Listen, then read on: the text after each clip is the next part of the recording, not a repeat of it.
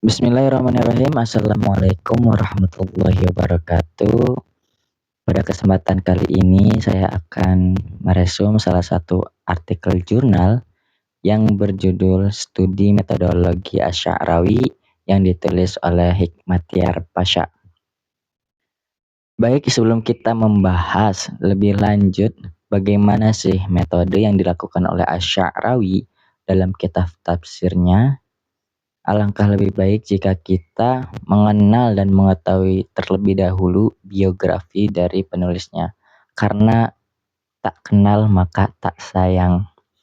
Baik, Muhammad Mutawalli Asy'arawi adalah seorang ulama besar Mesir yang dikenal karena pendekatan tafsirnya yang mendalam terhadap Al-Quran. Ia lahir pada 17 Rabiul Tsani 1329 Hijriah atau sama dengan 1911 Masehi di Mesir. Asy'arawi menunjukkan kecerdasan yang luar biasa sejak kecil. Ia telah menghafal Al-Quran pada usia 11 tahun dan melanjutkan pendidikan di Al-Azhar dengan fokus pada sastra Arab. Beliau wafat pada 17 Juni 1998 pada usia 87 tahun.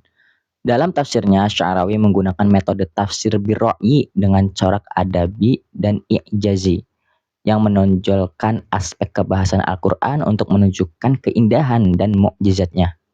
Pendekatan ini tidak hanya menjadikan Al-Quran sebagai pedoman spiritual, tetapi juga sebagai sumber solusi pada persoalan kehidupan manusia.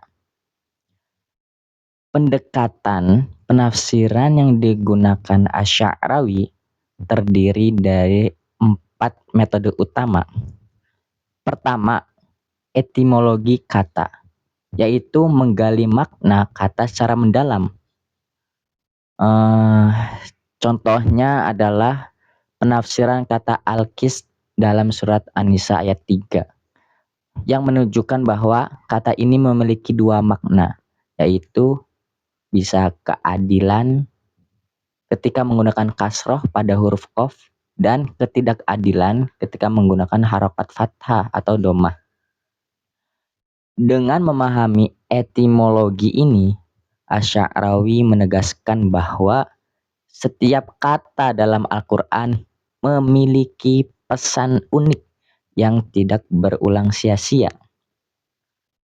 Yang kedua, konstruksi bahasa Al-Quran yang menekankan analisis terhadap struktur bahasa. Sebagai contoh dalam surat Al-Baqarah ayat 258, Asy'arawi menjelaskan penggunaan ungkapan alam taro yang terdiri dari kombinasi huruf hamzah sebagai tanda tanya dan huruf lam untuk menafikan sesuatu. Gabungan ini memberikan keindahan dan kedalaman makna, mengarahkan pembaca pada makna tersirat dari pertanyaan retoris yang digunakan dalam Al-Quran. Ketiga, kalimat identik pada lafaz Al-Quran atau mutasyabih lafzi. Dalam pendekatan ini, Asy'arawi menegaskan bahwa meskipun ada kalimat yang terlihat serupa, masing-masing memiliki pesan yang berbeda. Sebagai contoh, kata Ar-Rahman dan Ar-Rahim dalam surat Al-Fatihah. Beliau menjelaskan bahwa konteks penggunaan dalam ayat pertama, yaitu basmalah, berbeda dengan ayat yang ketiga, yang mencerminkan perbedaan makna berdasarkan kalimat sebelumnya. Jadi berbeda menurut Asy'arawi, walaupun kalimatnya sama, namun maknanya berbeda. Keempat, rekonstruksi ayat dengan ayat, yaitu menggunakan ayat lain untuk menjelaskan suatu ayat agar pesan yang terkandung lebih mudah dipahami. Misalnya dalam surat Al-An'am ayat 75, Asy'arawi menjelaskan kata al-malakut sebagai bentuk intensitas dari kata kerja malaka yang berarti menguasai, menunjukkan kekuasaan Allah tidak terbatas.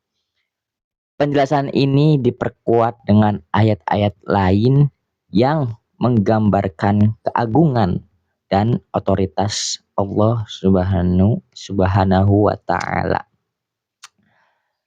Melalui pendekatan-pendekatan ini, Asy'arawi berhasil menegaskan bahwa Al-Quran adalah mukjizat yang tidak hanya relevan di setiap zaman, tetapi juga memiliki kedalaman makna yang mampu menjawab persoalan hidup manusia. Tafsir Asy'arawi ditulis dengan gaya ceramah yang ringan dan komunikatif, sehingga mudah dipahami oleh berbagai kalangan. Hal ini menjadikannya salah satu karya tafsir yang berpengaruh dalam sejarah keilmuan Islam.